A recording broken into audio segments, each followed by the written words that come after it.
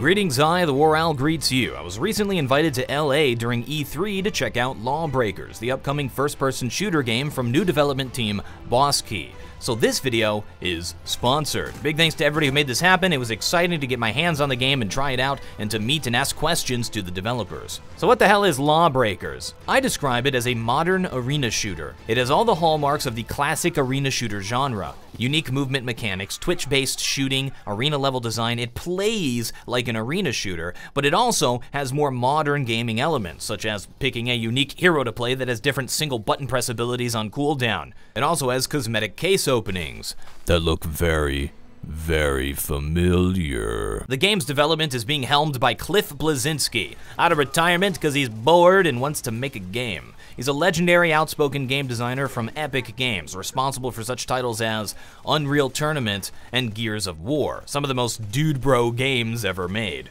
The elephant in the room, and the first question I asked old Cliffy B, the youngins these days who didn't grow up playing games like Unreal Tournament or Quake will look at Lawbreakers and say, that's Overwatch.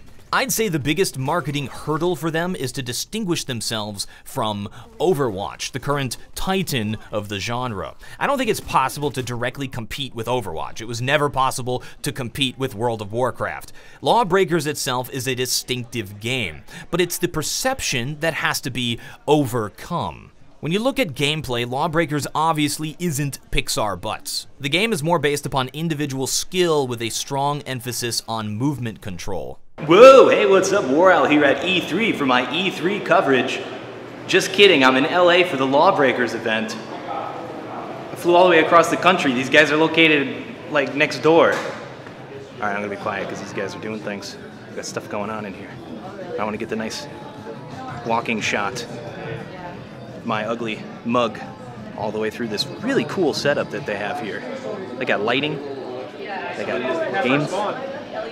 I'm actually really impressed by all this. I wonder if you guys can even hear me while I'm doing it. I don't know what's going on over here though. Look at these casuals. The basic shooting mechanics vary by class, but generally you have a primary fire with left click, an alternate fire with right click, and an alternate weapon that you can switch to with the middle mouse button. But I changed it to the 1 and 2 number keys because I play Counter-Strike and that's just how I do things. On top of that, you also have abilities on cooldown with Q and E, and a movement ability with Shift. I'll get to what the control key does in a bit. Each class in the game has unique abilities as well as unique movement control. The movement is probably the most distinctive aspect of the game. You've probably seen footage of people swinging around like Spider-Man or flying through corridors like a jet. Just moving around the map, getting from point A to point B, is genuinely fun and fluid. This is compounded when you're in these zero gravity zones. Certain sections of the map are devoid of gravity, sort of like the anti-gravity sections of Mario Kart 8. I know it's a weird comparison, but it fits. So how do you get around in zero G? Newton's third law. To every action, there is always an equal and opposite reaction. You shoot your gun behind you. If you hit control, you'll fire your weapon directly behind where you're viewing, allowing you to propel yourself forward in the zero G sections, and potentially get ridiculous frags behind you, I guess, but I never saw anyone accomplish this when I was playing. This is really weird and unique, and honestly, it's fun. I like it. It's a fun idea. I've never seen this before. The movement in this game is a brand new skill to master. Quake had bunny hopping. Tribes had skiing. Lawbreakers has a bunch of different stuff. The one criticism I can levy against the movement, which is something they could potentially change, who knows, is that it feels like the walking speed is particularly slow for this kind of a game. Now you guys know I like to go very in-depth on game mechanics, but keep in mind I've had very limited exposure to the game. I haven't had the opportunity yet to sit down in a private server in quiet where people aren't screaming behind me and systematically decompile everything that's going on. So this video really is more of a first impressions sort of deal. The shooting mechanics are varied. They don't seem to pigeonhole the player into a specific limited role. For example, what you'd traditionally consider the sniper class has a charge-up hit-scan weapon in one hand and an automatic weapon in the other. Every class seems to be able to hold their own in a fight, if you're good enough. Personally, I prefer to have a game without hard counters. It adds much more nuance to it. Everything is tailor-made for the movement, so it'll be a bit different than you're used to in other games. Let's take the rocket launcher as a case study. Traditionally, good players will go for direct hits with a rocket launcher. If they miss, they'll still get damage by hitting the ground or a wall near the player. In Lawbreakers, many fights take place flying around in midair with crazy movements, and the players do have a lot of control over their character's movement. You can't reliably time a rocket for a direct hit because of this. And because players aren't near the ground or a wall, you won't get collateral damage. The solution in this game is that after you fire a rocket, you can hit right-click to detonate it, so you can make it go off wherever you want. I'm not one that cares that much about art style from an aesthetic perspective. I care about it more from a gameplay perspective. When you have a bunch of different classes like this, you need to be able to identify immediately on the battlefield what you're up against. Each character needs to have a distinct silhouette. We got Daft Punk, Jamaican Bane. You smeared your makeup there a little bit, doll. You're gonna kick me out of here. Interestingly, in the short amount of time I was able to play the game, I could actually tell much better what the enemy class was by the abilities I saw them using instead of their visual appearance. I feel like the inability to identify classes will only be exaggerated once players get their hands on the cosmetics. It's not awful in Lawbreakers, it's just not ideal. Games like TF2 and Overwatch, I can always tell immediately what I'm up against. The classes are so well designed and distinct. We've got a lot of power armor in Lawbreakers, and it doesn't help that classes are a different character depending upon if you're on the Law or the Breakers side. There are some good bits that I like the Gunslinger's hat. I haven't seen a hat like that, or the size of the Juggernaut, or the shoulders of the Vanguard, which do help somewhat in identification. All the characters seem like they're gruff misanthropes that'll launch a cheesy expletive-laden one-liner as often as they launch grenades. I'd expect to see them all drunkenly wander out of the Mos Eisley Cantina. It fits the theme of the game, and it's certainly different than the Disney cartoony style we've seen become so popular lately. I just wish the game didn't take itself so seriously, but Justin Roiland voices the ball, so I guess it balances out. I would have liked to have seen more Guardians of the Galaxy, though. The maps themselves look stunning. It's built on the latest Unreal Engine, so that's to be expected. Speaking of maps,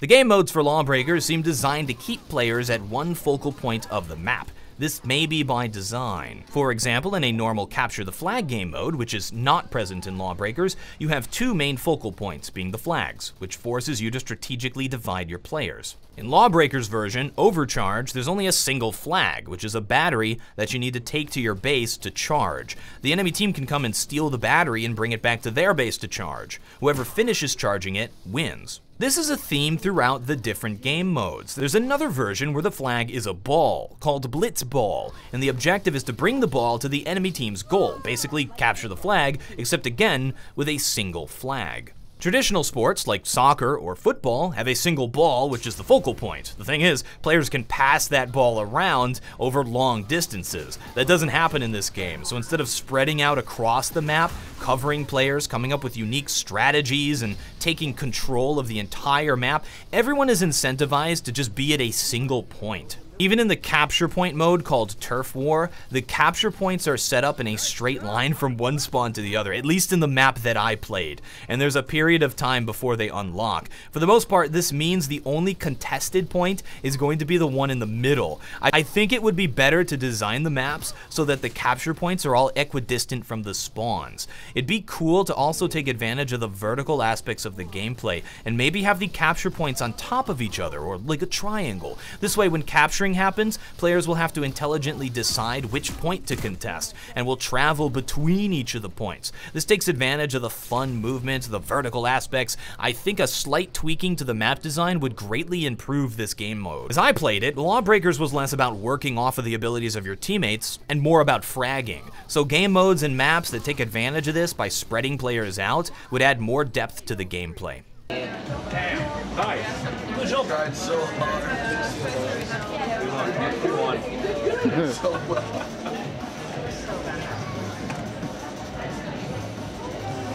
The thing I'm most impressed with about Lawbreakers is the direction of the development. Listening to Cliffy B answer questions, it seems like he really wants to cut through all the BS that plagues modern gaming. This is a really good sign. AAA titles with the same amount of content or less come out at $60 and charge extra for content. Games like this tend to come out free to play with a pay-to-win microtransaction model, which completely kills the game. Lawbreakers' monetization strategy is the best possible one for us, the gamers. It's $30 with all updates and new content for free, and microtransactions for cosmetics only. It's an affordable price for a multiplayer-only title. It's high enough to where cheaters actually feel it in their wallets when they get banned, and the microtransactions don't affect gameplay or divide the community.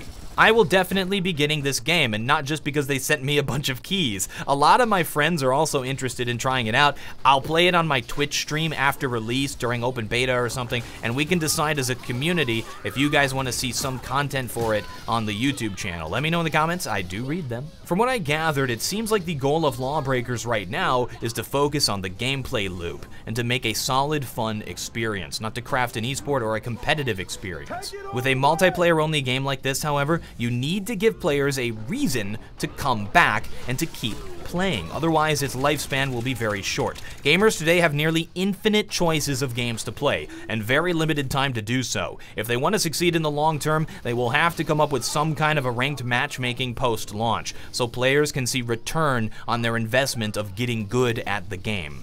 After talking with the developers, I can tell you that they want to implement the features I suggested, like ranked matchmaking and a replay system, but I got the impression that right now, their resources are being used to focus on the gameplay first, which is something we've seen from successful multiplayer-only titles. There's a lot of potential here for Lawbreakers to be a good game. I'm especially interested in the focus on skill-based gameplay. I know we live in our own little niche here, in our little corner of the internet, where we want games with a ridiculously high skill cap that doesn't hold our hand. We want games where our character doesn't get better, we get better. Lawbreakers could potentially break into our niche. Thanks for watching, and thanks to Nexon for sponsoring this video, and to the developers for showing me their game and putting up with my nonsense. Hey guys, did you know Bosque is located in North Carolina? I traveled thousands of miles across the country only to find out they're located in my backyard. I'm TheWarOwl, and I still have no closer.